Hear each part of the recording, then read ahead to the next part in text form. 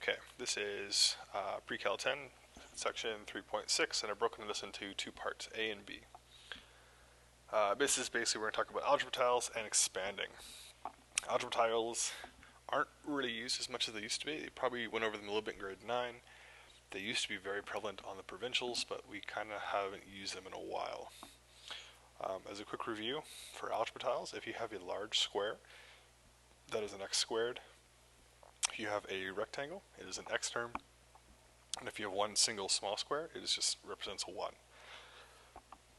So if you're given the following, say, hey, what does this represent? We kind of look at this and say, well, I know that each of these large squares, this is an x squared term. Each of these rectangles is an x, and my little guys are 1. So really I've got one x squared term. I've got 5 positive x's. Sometimes if they're shaded in, their view is negative. Or the old school algebra tiles, they'd have one side that was green, one side that was red to represent positive and negative. And we have 4 1s. So you basically have to look at it and say, and count up what you have, and then put it together. The reason it was so good and why it was used so often is it could be used as a form of factoring, but it took quite a bit of time. If you actually had the tiles, you could arrange them pretty easily. But you can use these, you can turn these into an algebra tile, and if you rearrange this in the way that it makes a perfect grid, you could essentially work backwards and factor it. So if I start with my x squared term, and then you want to rearrange this, you have everything in a perfect grid. What I mean by that is where you have no gaps or any kind of outliers. So what I'm going to do, because I already know the answer for this, is if I set up my algebra tiles where I have 4 of my x's beside my x squared and 1 x underneath it, then my 1's fill in. You notice how this is a perfect rectangle or there's no gaps anywhere? That's what we're looking for. Because then if I work backwards, again we'll get into this a little more when we talk about expanding again. What two things multiplied together give me x squared? Well, I know x times x gives me x squared. I then think, okay, well, x times what will give me a single x? Well, I know that x times 1 will give me a single x. X times what will give me an x? Well, I can say there's a 1 there, a 1 there, a 1 there, and a 1 there. And a double check, 1 times 1 also gives me 1. So the factored form of this x squared plus 5x plus 4, I have x and 4, so I have x plus 4, and I'm going to have x plus 1. Those are the two factors of x squared plus 5x plus 4. It does work. It takes a little bit more time, and sometimes the rearranging is a bit tricky unless you actually have those physical tiles. You're welcome to do this. We're not going to stop you guys. It does take a lot longer, especially if you have much more complex factoring. But that's not to say it doesn't have its positions or spots. So, just kind of go back. If you're asked something, what does this represent? Well, we know that there are 4 x squared terms. So it's going to be 4x squared, and then there's 3. This stuff is pretty straightforward, and students usually like this on tests because it was almost free marks. When we go back to expanding, we talked about this at the very beginning of the chapter. And expanding, sometimes are called FOIL, right? First, outside, inside, last, whatever you want to do. I just call it expanding. You want to make sure that every term multiplies every other term. So if you have to use FOIL to remember that, or if you can just look at it and draw it out, I like to draw my arrows where I go, x times x, and then x times 2. X times x is x squared, and x times 2 is 2x. We're going to have 4 times x, which will give us 4x, and 4 times 2, which will give us 8. At this point, we have to combine and collect all like terms. So we always start with our biggest term first. There is no other x squared term, so it's going to be x squared. 2x and positive 4x turns into positive 6x. And last we have an 8. Again, expanding, this was done in grade 9, or should have been done in grade 9.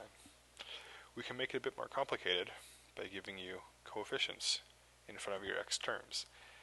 That doesn't really change anything, because when I multiply this out, I just have to realize I go 3x times 4x.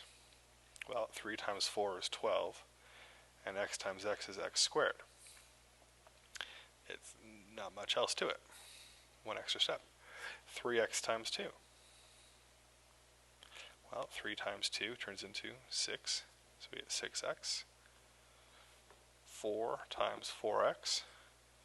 4 times 4 is 16x. And 4 times 2 turns into 8.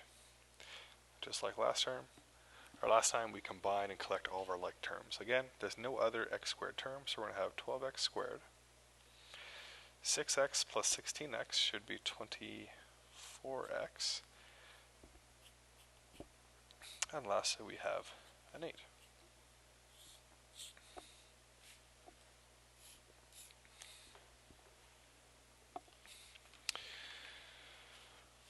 You could make this a little more tricky if I put a negative in front, or if I make it a trinomial times a binomial. But the negatives, you follow the exact same pattern we've done so far. So negative 2g times 7. Negative 2 times 7 turns into negative 14g. Negative 2g times negative 3g.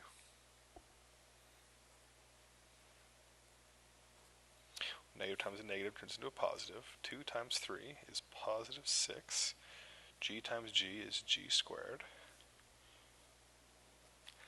8 times 7 should be 56.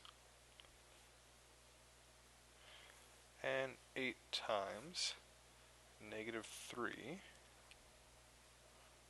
g turns into negative 24g.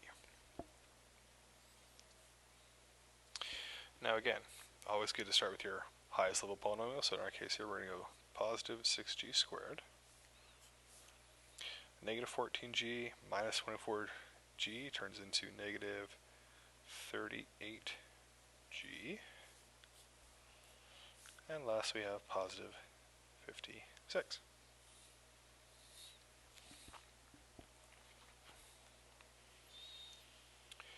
If you wanted to use FOIL using algebra tiles, basically what you do is you set up as a grid, and you'd rewrite these using your algebra tiles. So I've got 2x plus 2 and 3x plus 1. So I wrote 2x, so xx for 2x plus 2, so there's 2 1s. I then went 3x, so 3 x's plus 1. Now you basically work across as a grid. So x times x turns into an x squared. X times x is another x squared.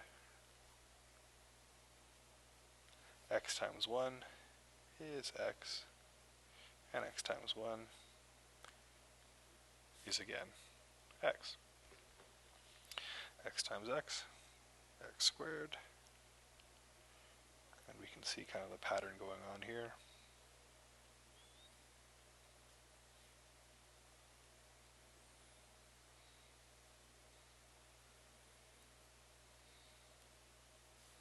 Same thing.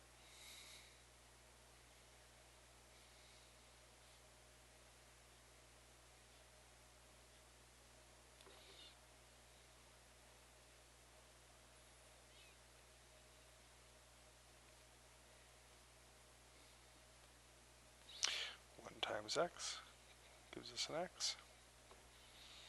1 times x is x. And 1 times 1 twice gives us 1. So the expanded form, if we were to expand this, we'd have 6x squared plus 8x plus 2. So it does work. It does take a lot longer. I'm not generally in favor for this just because it does take so much more time. and I find students typically like to do things as fast as possible. But if you're having a hard time visualizing the whole foiled or expanding process, this does work quite well. We're actually going to stop there for 3.6a, and I'll give you guys the questions. So question 1 is you have to write out the following, or what does the following represent? So basically you want to write out what this is in x squared, x's, and 1's. So we have 3 big x's, 3 big boxes, I should say, 2 rectangles, and 7 little boxes. Question 2, you have to expand the following, 14x minus 7 times 3x plus 7. I don't really care which method you do for this, but please show all your work. That's kind of important. If you have any questions, I will be available on Tuesdays and Thursdays. Good luck.